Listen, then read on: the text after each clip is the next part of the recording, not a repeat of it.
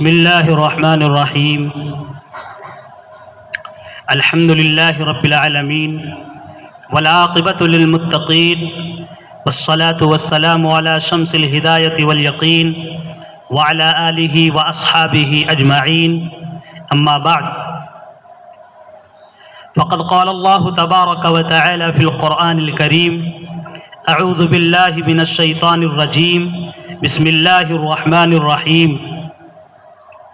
فاذكروني اذكركم واشكروا لي ولا تكفرون. صدق الله العظيم.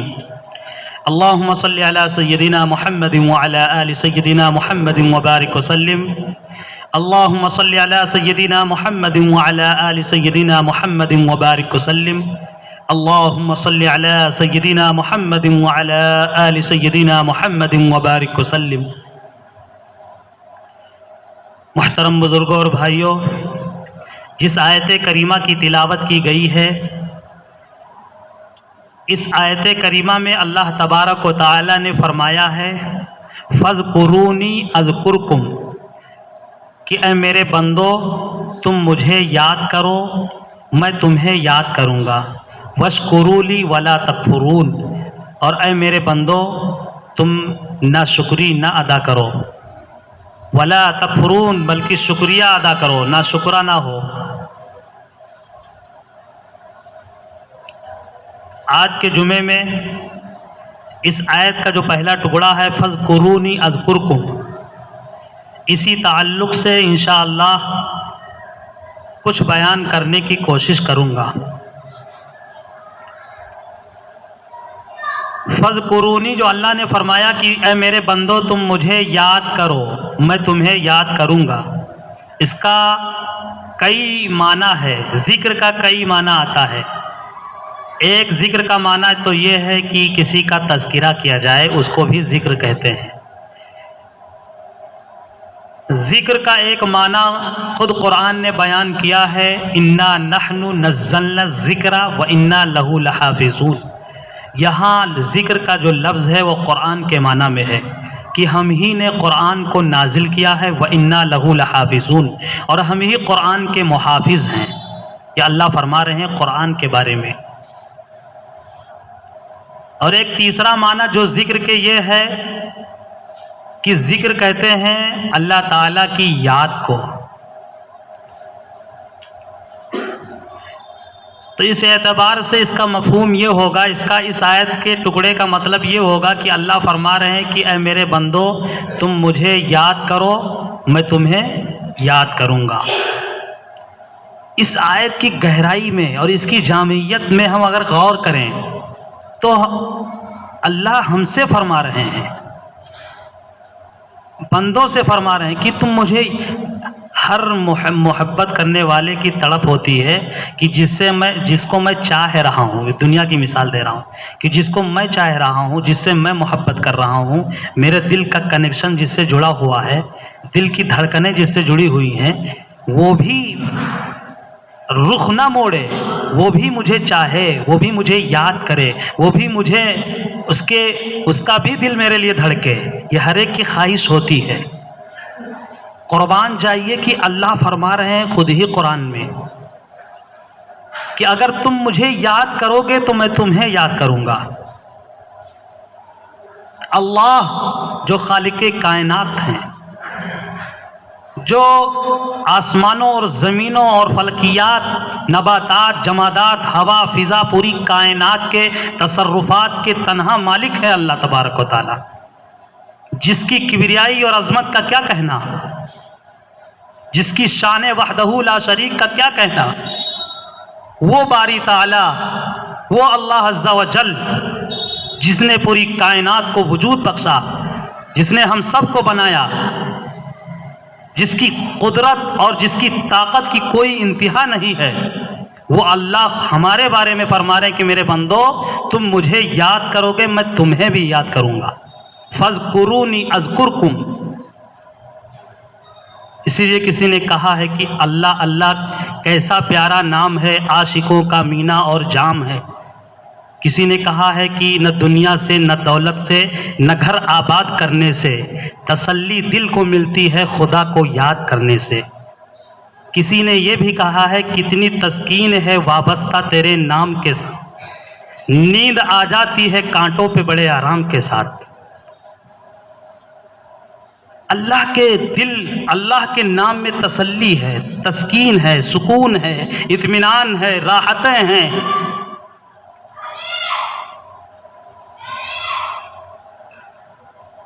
پوری دنیا اللہ ہی کی یاد سے قائم ہے، اور یہ قرآن سے میں کہہ رہا ہوں۔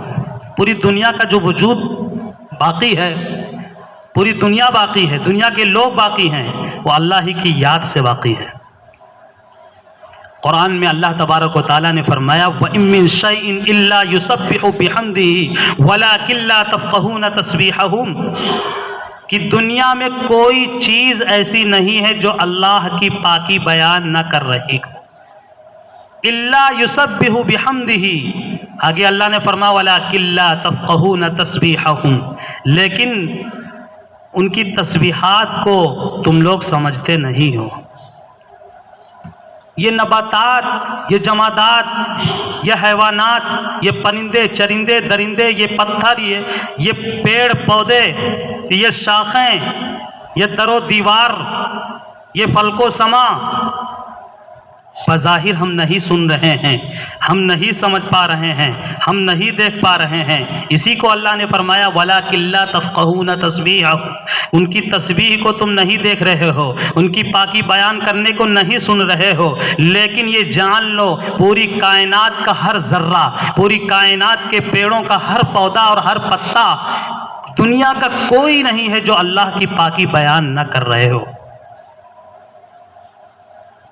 حدیث میں ہے اللہ کے رسول صلی اللہ علیہ وسلم نے فرمایا لا تقوم الساعة حتى يقال اللہ اللہ، بہت ہی مشہور واضح حدیث ہے۔ اللہ کے رسول صلی اللہ علیہ وسلم نے فرمایا کہ قیامت اس وقت تک نہیں آئے گی جب تک کہ روئے زمین پر کوئی ایک بھی اللہ کا نام لینے والا موجود ہوگا۔ اللہ اللہ کہنے والا ایک بھی شخص، اگر ایک بھی ویکتی اگر دنیا کے اندر موجود ہے، اللہ کا نام لیوا موجود ہے، تب تک قیامت کا فیصلہ اللہ کی طرف سے نہیں ہوگا۔ اس سے کیا پتہ چلا؟ دنیا کا وجود جو باقی ہے، سب کا جو وجود باقی ہے، وہ اللہ کو یاد کرنے سے باقی ہے۔ اسی کو اللہ نے فرمایا فَاذْكُرُونِي أَذْكُرْكُمْ، تم میرے بندو تم مجھے یاد کرو، میں تمہیں یاد کروں گا۔ ذکر کی فضیلت، حضرت شیخ ابو الحسن خرقانی رحمۃ اللہ علیہ ایک بہت بڑے بزرگ گزرے ہیں، وہ ذکر کی فضیلت بیان کر رہے تھے۔ ان کی مجلس میں ایک بہت بڑے جرنلسٹ، جس کو کہہ لیا جائے وکیل، بو علی سینا، حکیم بو علی سینا بھی بیٹھے ہوئے تھے، لیکن ان کے سمجھ میں ان کی باتیں نہیں آ رہی تھی کہ اللہ کا نام لینے میں اتنی فضیلتیں کیسے ہو سکتی ہیں۔ ایک لفظ، ایک ورڈ صرف اللہ ہے، اسی کا بار بار نام لیا جائے، بار بار اللہ اللہ کہا جائے، تو اس سے کیا ہونے والا ہے؟ انہوں نے سوال کیا شیخ سے کہ یہ اس سے کیا ہو سکتا ہے؟ تو انہوں نے جو جواب دیا وہ اس طرح سے جواب دیا کہ کچھ باتیں کرنے کے بعد بیچ میں ان کو کہے اے خرچے دانی، اے گدھے تم کیا جانو، یہ فارسی کا ورڈ ہے۔ اب جیسے ہی شیخ نے ان کو، اور اتنے بڑے حکیم بو علی سینا تھے، ان کے تعلق سے جب انہوں نے ان کو کہا کہ اے گدھے تم کیا جانو، کوئی بڑا آدمی اس کو اگر کوئی کہہ دے چہرہ تو بدل جائے گا، چہرہ بدل گیا، اور انہوں نے کہا کہ شیخ تم مجھے کیا کہہ رہے ہو، مجھے گدھا کہہ رہے ہو؟ غصے کے آثار چہرے پہ۔ تو شیخ نے کہا کہ آپ کے سوال کا میں نے جواب دیا ہے، آپ نے کہا ایک لفظ، ایک ورڈ سے کیا ہوتا ہے، میں نے آپ کو صرف خر ہی تو کہا ہے، خر کے معنی گدھا، میں نے آپ کو کہا ہے، آپ ہیں تو نہیں، حقیقت میں تو آپ نہیں ہیں، میں نے ایک ورڈ ہی تو آپ کے لیے یوز کیا ہے۔ جرنلسٹ تھے، ان کو پتا چلا، کنفرم پتا چل گیا، تو ایک لفظ جو اپنے بارے میں کوئی نہیں سننا گوارا کر سکتا، اس کا چہرہ بدل جایا کرتا ہے۔ ہمارے بارے میں اگر کوئی کچھ کہے تو ہمارا چہرہ بدل جاتا ہے، ایک ہی ورڈ کوئی کہے۔ تو جس خالق کائنات، جس خالق ارض و سما، اللہ کا نام دل سے اپنے زبان سے اگر ادا کریں گے تو اس کے نام کے اثرات کیا ہمارے جسموں پر، ہمارے وجود پر ظاہر نہیں ہوں گے؟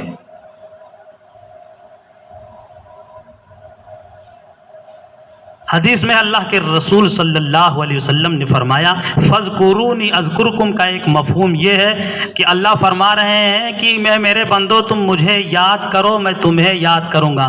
تم فرش پر یاد کرو گے، میں عرش پر تمہیں یاد کروں گا۔ تم مجمع میں یاد کرو گے، میں فرشتوں کے مجمع میں یاد کروں گا۔ تم تنہائی میں مجھے یاد کرو گے، میں بھی تمہیں تنہائی میں یاد کروں گا۔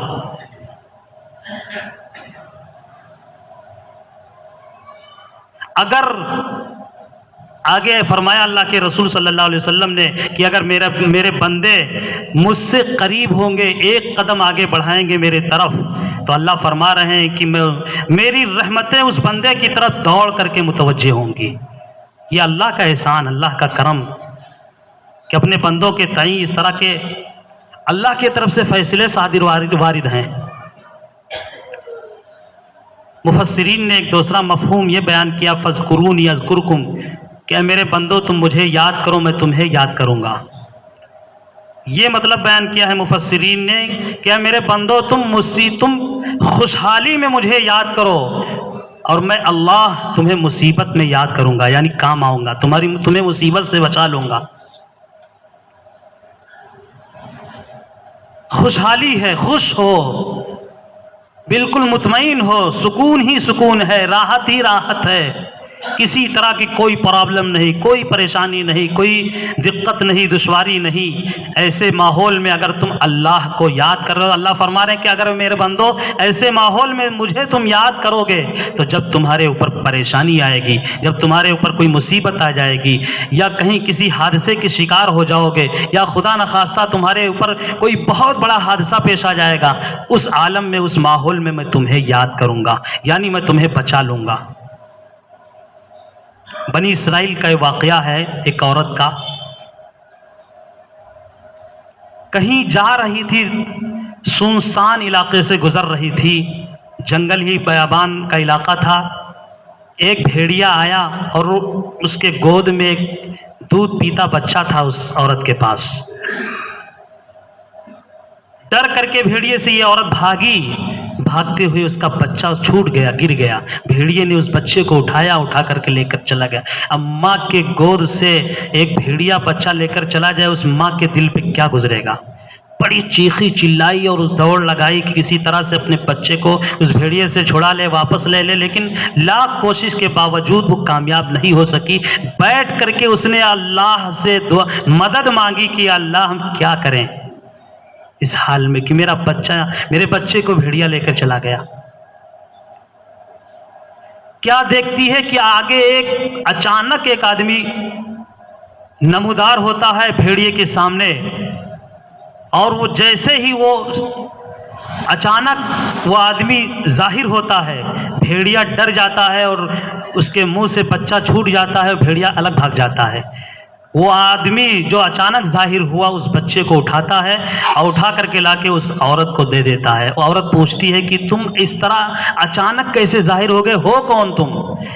تو وہ آدمی جواب دیتا ہے کہ میں اللہ کے طرف سے بھیجا ہوا فرشتہ ہوں، اللہ نے مجھے بھیجا ہے کہ تمہارے بچے کی حفاظت میں کروں اور وہ بچہ تمہیں سونپ دوں۔ تم نے جو دعا مانگی ہے اللہ سے، اور اللہ نے تمہارے اس عمل کی برکت سے یہ اللہ تبارک و تعالیٰ نے انعام دیا ہے، یعنی تمہارے بچے کو اس مصیبت کی گھڑی میں واپس کروا دیا ہے کہ جب تم ایک دفعہ جب تم بہت ہی خوشحال تھی، تمہارے پاس بہت ہی سکون، مال و دولت کی فراوانی، کھانے پینے کی فراوانی تھی، اچانک ایک سائل، ایک فقیر، ایک مانگنے والا، ایک تنگ دست، ایک ضرورت مند تمہارے در پہ آیا تھا اور تم سے سوال کیا تھا، تم نے یہ سوچ کر کے اس کو اس کی ضرورت کو پوری کر دیا تھا کہ آج اللہ نے ہمیں دے رکھا ہے، ہمارے پاس بہت کچھ ہے، یہ شخص ضرورت مند ہے، اللہ کا بندہ ہے، سائل ہے، مانگ رہا ہے، تو یہ یہ بھی اللہ کا بندہ ہے، یہ سوچ کر کے تم نے اس کی مدد کی تھی، یہ تمہارا عمل اللہ کی بارگاہ میں اتنا پسند آیا کہ اسی عمل کی برکت سے آج اللہ نے، جب تمہیں مصیبت میں اللہ نے دیکھا اور تم مصیبت میں آئی اور اللہ سے تم نے مدد مانگی، تو اس نیک عمل کرنے کی برکت سے آج اللہ تبارک و تعالیٰ نے تمہیں یاد کیا اور تمہیں تمہارے سکون کو لوٹا دیا بچہ واپس کرنے کی صورت میں۔ مفسرین نے بیان کیا اس کا ایک بھی مطلب ہے کہ اللہ کو اگر تم خوشحالی میں یاد کرو گے تو اللہ تعالیٰ جب مصیبتیں آئیں گی، پریشانی آئیں گی، تو اس مصیبت اور پریشانی کی گھڑی میں اللہ تبارک و تعالیٰ تمہیں یاد آئے۔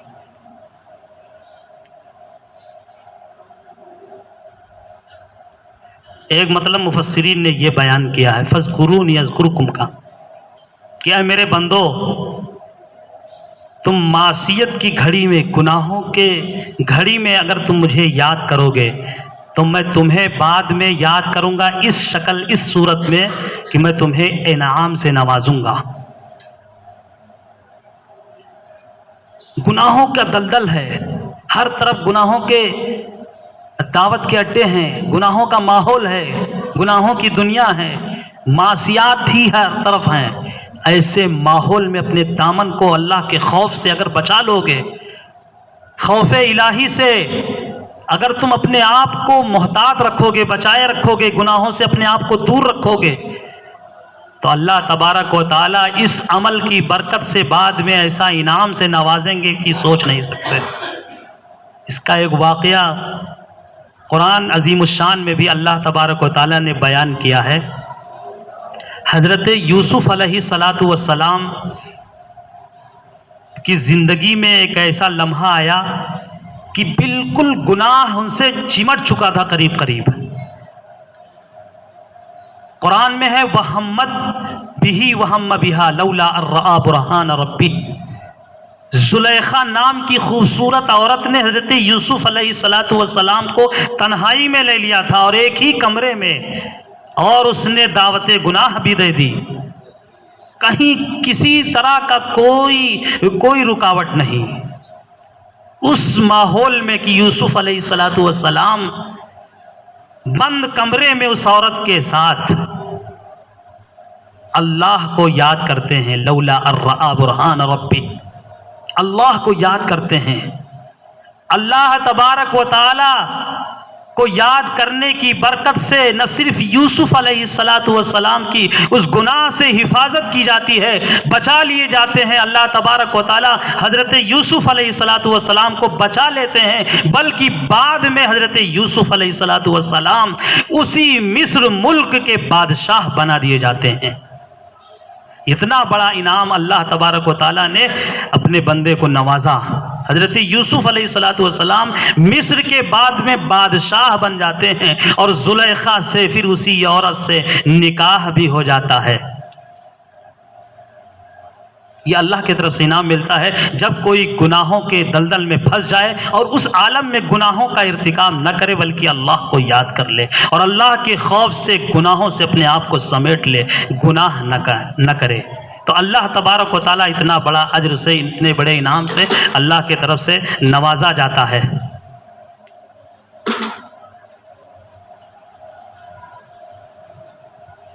آج ماحول گناہوں کا ہے، انسان بشریت کے اعتبار سے، طبعی اعتبار سے کمزور ہے، لیکن ایسے ماحول میں بھی اللہ تبارک و تعالیٰ کی جانب سے جو اصول بیان کیے ہیں، قرآن میں جو اصول بیان کیے گئے ہیں کہ گناہوں کا ماحول ہو، گناہوں کا ارتکاب ہو رہا ہو، یا مصیبت ہی مصیبت ہو، پریشانی ہی پریشانی ہو، ہر طرف سے راستے مسدود نظر آ رہے، بند نظر آ رہے ہیں، جدھر قدم بڑھاتے ہیں ادھر ہی ٹھوکر لگتی ہے، یعنی کہیں سے راستے نہیں نکل رہے ہیں، پریشانیاں ختم ہونے کا نام نہیں لے رہی، ہر طرف ہی پریشانی ہے۔ تو قرآن میں اللہ تبارک و تعالیٰ نے فرمایا کہ جس طرح ہمارے گھر پہ ایک آفت آئی تھی، مصیبت آئی تھی خانہ کعبہ پر، اور ایک ظالم بادشاہ ابرہہ نام کا اس نے چڑھائی کیا تھا اور ہاتھیوں کا لشکر لے کر کے ہمارے گھر کو، خانہ کعبہ کو گرانے کی کوشش کی تھی. جس طرح اللہ تبارک و تعالیٰ نے اپنے خانہ کعبہ، اپنے گھر کی حفاظت کی تھی، ابابیل بالکل کمزور پرندوں کے ذریعے سے وہ پرندے آئے اور معمولی کنکر لے کر کے آئے، وہ کنکر گرانے لگے. وہ کنکر اتنا خطرناک بنا کہ اس سے تہس نہس وہ پورا لشکر ہو گیا. وہ سب تباہ برباد اور بھوسی کی طرح بالکل ختم ہو گئے، نام و نشان ان کا مٹ گیا. جس کا تذکرہ سورہ الم تری کیف میں بھی ہے، سورہ فیل میں اس پورا واقعے کو اللہ تبارک و تعالیٰ نے بیان کیا ہے. ایسے ہی اللہ تبارک و تعالیٰ فرماتے ہیں کہ اگر اے میرے بندو تم دل سے مجھے یاد کرو گے، جو دل میرا خالص میرا گھر ہونا چاہیے کہ اللہ، ہر مومن کے دل میں اللہ ہونے چاہیے. اگر یہ دل گناہوں سے بالکل آلود ہو چکا ہے، گناہوں کے دھبے اس پہ لگ چکے ہیں، دل سے تم اللہ کا نام لے کر کے دیکھو. اس دل کے گھر کی نگہبانی اور اس کی حفاظت اور اس کی صفائی اللہ تبارک و تعالیٰ کریں گے. اللہ کو یاد کر کے دیکھیں. حضرت یونس علیہ السلام کتنی پریشانیوں میں گھرے ہوئے تھے، کتنی تاریکیوں میں تھے. رات کی تاریکی، پانی کے اندر کی تاریکی، مچھلی کے پیٹ کی تاریکی. حضرت یونس علیہ السلام کو بڑی مچھلی نے نگل لیا تھا، اپنے پیٹ میں کر لیا تھا.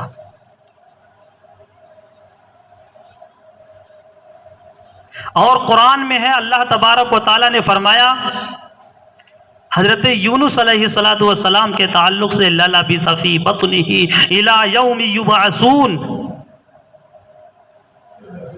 اگر یونس اللہ کو نہ یاد کرتے اس گھڑی میں، اس ماحول میں، اور آیت کریمہ کی تلاوت نہ کرتے، اللہ کی تسبیح اور پاکی بیان نہ کرتے، لَلَبِثَ فِی بَطْنِهِ، تو مچھلی کے پیٹ میں رہتے، فی بطنہ الی یوم یبعثون، قیامت کے دن تک وہ کبھی باہر نہیں نکل سکتے تھے. حضرت یونس علیہ السلام نے اس گھڑی میں کس کو یاد کیا؟ اللہ کو یاد کیا، اور اللہ تبارک و تعالیٰ کی پاکی بیان کی حضرت یونس علیہ السلام نے. اور لا الہ الا انت سبحانک انی کنت من الظالمین، یہ اتنی جامع تسبیح ہے اور اللہ کی پاکی والی آیت ہے کہ آج بھی اس کا کوئی تجربہ کر سکتا ہے. ہم سب بھی اس کا تجربہ کر سکتے ہیں کہ کوئی بھی مصیبت کی گھڑی ہو، کوئی پریشانی ہو، راستے بند نظر آ رہے ہوں، چاہے کاروبار ہو، دنیاوی معاملات ہو، کسی بھی الجھن میں پھنسے ہوئے ہوں، کسی بھی پریشانی میں مبتلا ہوں، اس آیت کا کثرت سے پڑھ کر کے ہم دیکھ لیں کہ وہ راستے نکل ہی آتے ہیں. لا الہ الا انت سبحانک انی کنت من الظالمین. کوئی بھی تجربہ کر سکتا ہم میں سے، اس پر عمل کر کے دیکھ سکتا ہے، اس پریشانی سے ضرور نکل کے رہے گا. اس لیے کہ اللہ تبارک و تعالیٰ نے اسی آیت کی برکت سے حضرت یونس علیہ السلام کو نجات دی تھی، اور اس پریشانی سے اللہ تبارک و تعالیٰ نے حفاظت فرمائی تھی. آج بھی ہم کوئی کسی پریشانی کے پیٹ میں گھرا ہوا ہے، کوئی کسی کے پیٹ میں گھرا ہوا ہے. یہ مچھلی کا پیٹ جو مثال دیا گیا ہے کہ اس پیٹ میں حضرت یونس علیہ السلام پھنسے ہوئے تھے، آج ہمارے سامنے بھی بہت سے مچھلی کے پیٹ ہیں جس میں ہم سب گھرے ہوئے ہیں، پریشانی میں مبتلا ہیں، جکڑے ہوئے ہیں، بندھن میں بندھے ہوئے ہیں، نکل نہیں پا رہے ہیں اس سے. لیکن وہی فارمولہ جو اللہ نے حضرت یونس علیہ السلام کے لیے الہام کیا تھا، اور حضرت یونس علیہ السلام نے اس فارمولے پر عمل کیا تھا، یعنی اللہ کی تسبیح اور پاکی بیان کی تھی، لا الہ الا انت سبحانک انی کنت من الظالمین پڑھا تھا. اس کو پڑھ کر کے، اس فارمولے پر عمل کر کے ہم دیکھیں، اللہ تبارک و تعالیٰ کی جانب سے پریشانیاں دور ہوں گی، مصیبتیں دور ہوں گی، دل کو سکون ملے گا اللہ کے نام میں.